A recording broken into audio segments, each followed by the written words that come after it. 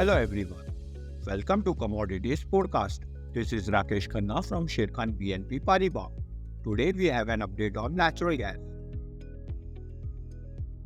NYMEX natural gas price continued to form positive crawl recently, reaching above $2 level, hinting its preparation to build new bullish track in the short to medium term.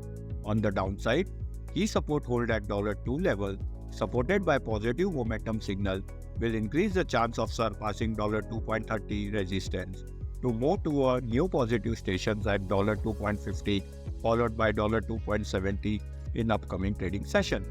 MCX natural gas price is hovering near to its key resistance at 195 level on upside, and break above will surge the price further up till 202 and 210 level in near term.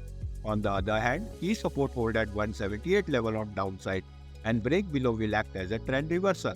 The price indicator is bullish. Thank you.